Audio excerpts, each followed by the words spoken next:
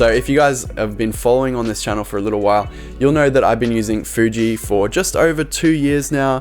I've started on the X-T2, then I got the XH1, now I'm on the X-T3. Been loving it so far, but there's been a ton of hype around the A7III.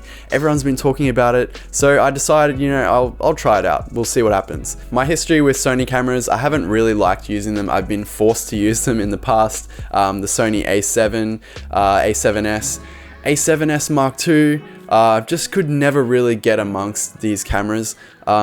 The thing I think I didn't like about them the most was like the handling, the usability, as well as like the colors straight from the camera, especially because I was doing a lot of video work. A lot of people have been saying that the A7III has addressed a lot of the issues that the Sony cameras had in the past, so I thought I might as well try it out and see what it's all about. This is not going to be like a technical spec comparison, like really in-depth kind of thing.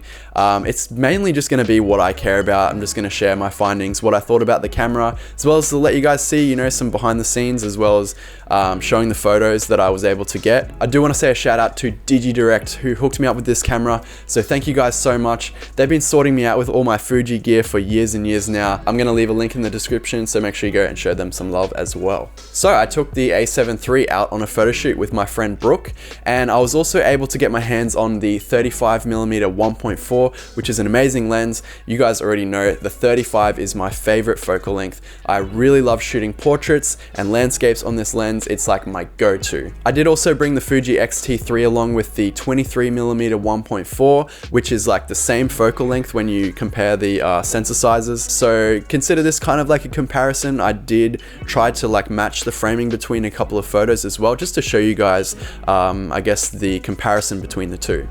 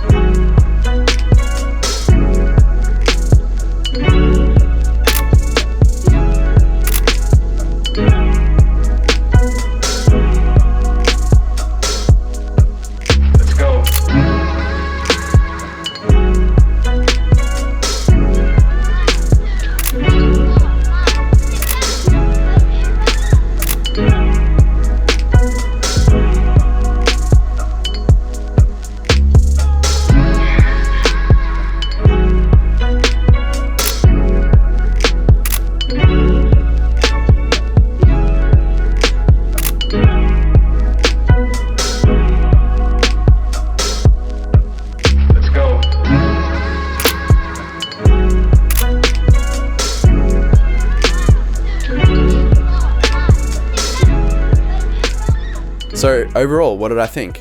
Yeah, I was really surprised. I really liked the A7III. It was actually a really nice camera to use. The photos actually look really great straight from the camera. The only thing I can say is it took me quite a while to get used to like the button layout. I know this is one thing that people ramble about all the time, in addition to the whole color science thing, is the usability of the menus. So I just found the Fuji to be like way more intuitive. The Sony, there were some things in the menu where I was like, why is that there? What, like, it shouldn't be there. It should be somewhere else. But I guess like that just comes with, you know, using the camera more. You get used to the different ways that these cameras are set up. I did spend a little bit of time just like sitting on my own in the photo shoot where everyone else was waiting for me to like find this thing in the menu. I like just could not find it, but eventually we got there. So as you can probably see in these examples, the dynamic range is really similar as well. Between the Fuji and the Sony, you can actually recover quite a lot of shadow detail. I'd say that there's a bit more latitude with the Sony on the highlight side. Because I had my screen brightness turned all the way down on the Sony in the beginning of the shoot, I was actually overexposing the image like a lot. So when I brought it into Lightroom, the first 10 or 15 photos were really overexposed. But I was actually able to bring back all of that detail in post, which I was actually really surprised about.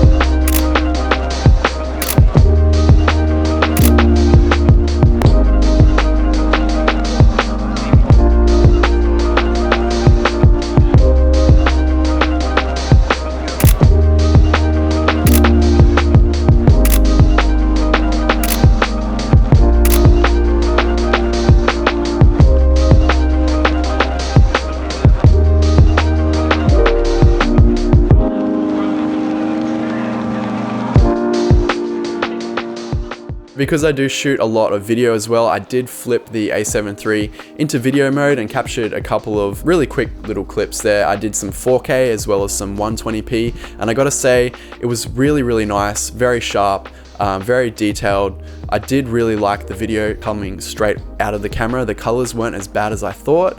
I was using the HLG profile, so maybe that helped a little bit. But in the past, I've been used to like looking at really whack colors on the Sony. So it was really refreshing. It was good to see that Sony have improved their colors.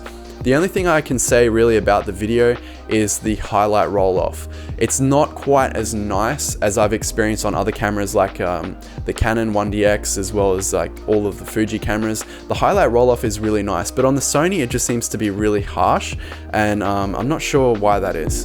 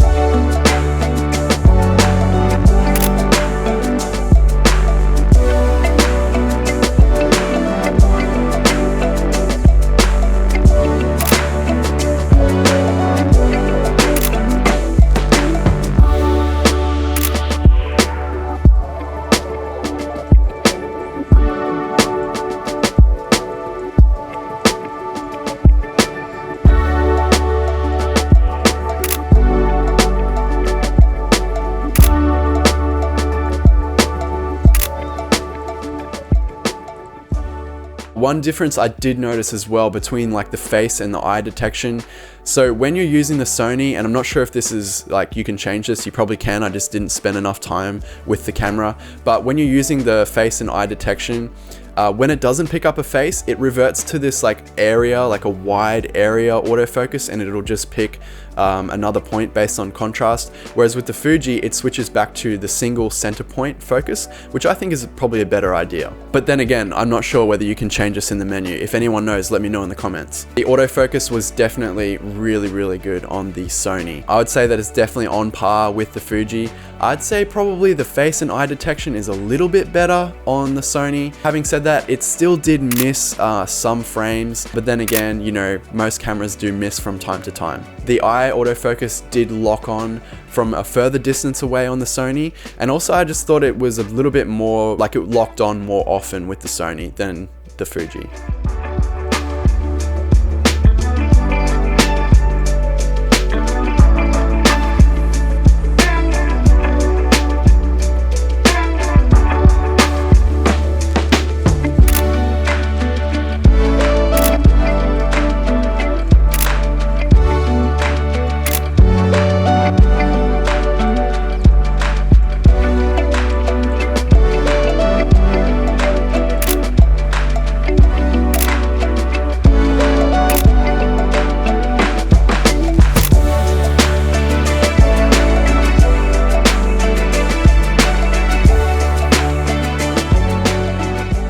So overall, I was really stoked on the Sony. I was able to get some really nice photos that I think will probably end up in my portfolio. So that's really nice. Just goes to show that really, like, cameras are so good these days that all of the major manufacturers, like, there's really very small differences between these cameras, and I think it really comes down to the user, you know, the person behind the camera, in order to make the most of the equipment. So that's pretty much all I can think of for now in terms of my experience with the Sony. I would love to have a little bit more time with the camera to really wrap my head around it and to, you know, really get used to the differences. And yeah, I think that would be really cool, except I don't want to go broke. Feel free to call me a Fuji fanboy in the comments and roast me for my photography skills, etc, etc. If you like this video, please leave a like down below and subscribe if you want to see my face more often. So yeah, thanks once again. Catch you guys in the next one.